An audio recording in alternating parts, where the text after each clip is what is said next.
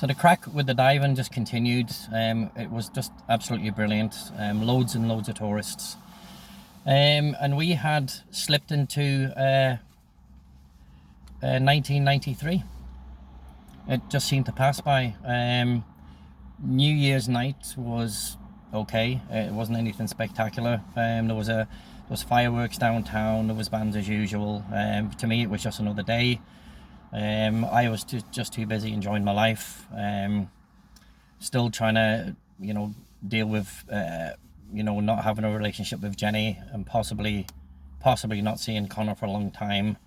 But I just cracked on and continued to live my life as best as I could. And diving for me was just the best. It was the best head clearer in the world for me. I just thoroughly enjoyed it. The diving was thick and fast, loads of tourists, loads of new people. The Manta 4 had gone out with Tim.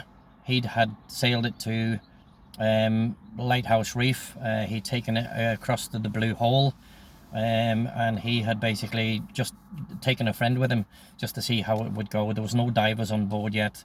That would be, part of my job to go and do that.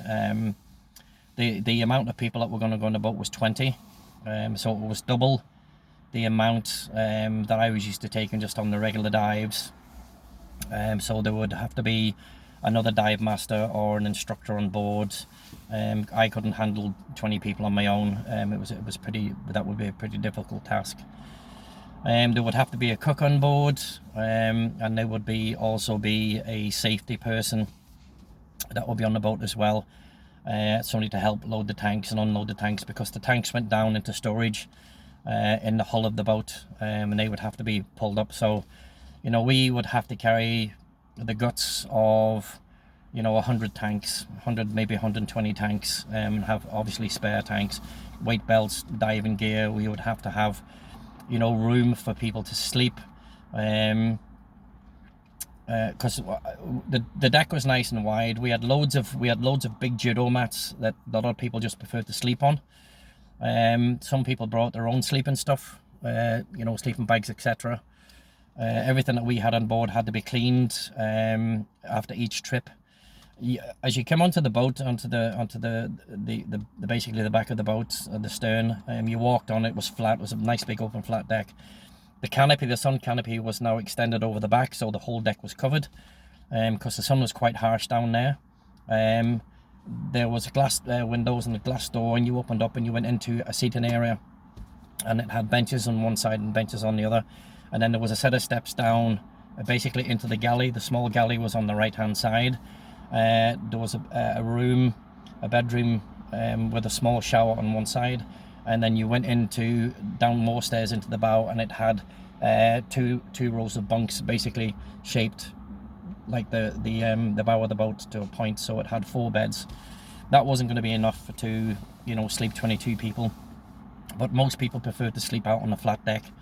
A lot of people preferred to sleep on the docks when we got to the places that we were going to. So a lot of people preferred that. So they had a choice of what to do. There was no restrictions on anyone. We asked people what they preferred prior to being on the vessel, prior to coming on the journey with us. So everything was going to be worked out. Everything was going to be worked on, and it took 2 or 3 trips until we got things down to a nice place where everybody were comfortable. So that was no problem at all. Gary and I became really good friends. He still was dating Tamara. I really despised her. She wasn't a nice person at all, and it took a lot for me to dislike somebody, but she was just something else. She was a legend in her own lunchtime. She was just too mouthy, way too mouthy, broke into people's conversations, forced her opinion on people, and most people just got up and walked off, and she just generally didn't seem to give a shit. She just liked to bother people. Gary, he'd basically dug his own bed, basically, or dug his own pit and jumped into it. And to be quite honest, I don't know how he didn't put a pillow on her face in the middle of the night and just lean on it, because she was just a nasty person. But she fitted in with the rest of the elite American boss bitches that were around back then. They all just seemed to have their own clique, and they just really hated on men. Even though they were married or they were dating men, they just really hated on men, which is a concept that I never really understood, where you could be with somebody and, you know, say that you love them and be all lovey-dovey in their company, and then once they're gone, just slag the fuck out of them and really put them down to their other friends. That was something I never ever wrapped my head around, but that's just the way that they were.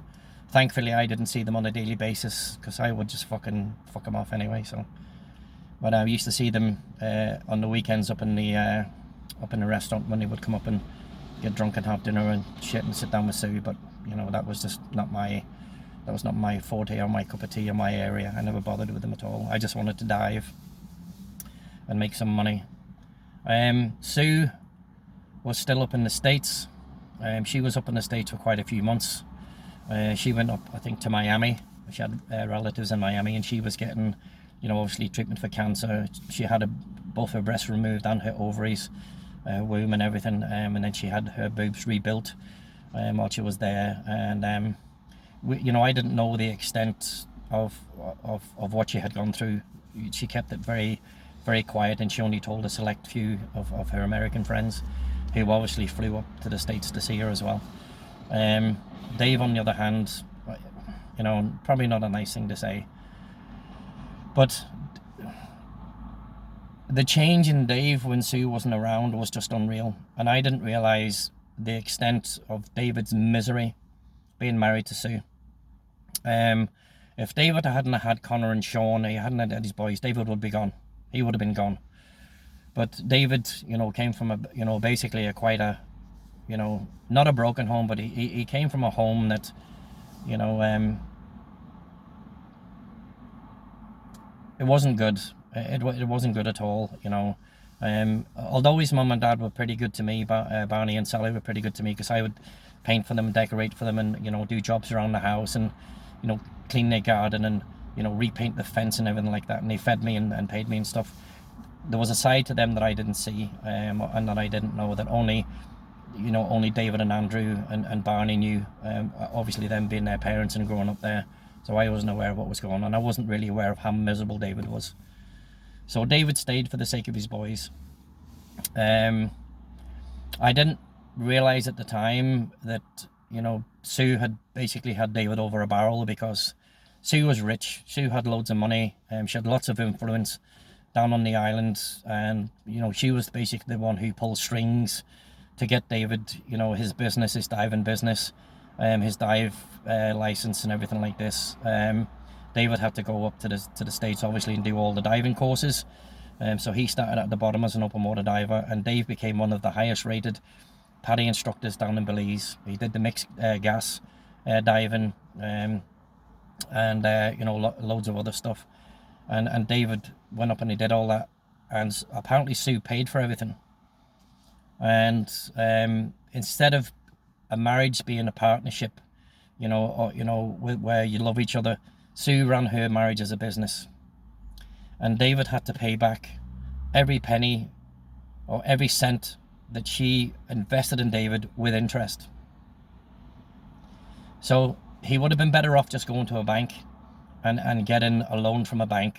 But Sue had him over a barrel. She bought him his boat, she bought him his scuba gear, everything. She financed everything for him, and reminded him on a fucking daily basis in front of all her friends. And I didn't know that this was going on, because, you know, David kept most of his, you know, David would tell me bits and pieces, you know, and I saw, you know, a drastic change in David when Sue wasn't around. David was happy, and he was outgoing, and, you know, he was his old self, and, you know, he was, David was a chick magnet, and the amount of, you know, girls and women that would hit on Dave was just be unreal. And, you know, and Dave was, you know, Dave played away from home, but he didn't play away from home that much. When I was to learn that they had an open marriage, Sue went her way, David went his way, and that's basically how they lived their lives. But David was thoroughly miserable, and scuba diving was his outlet, like mine.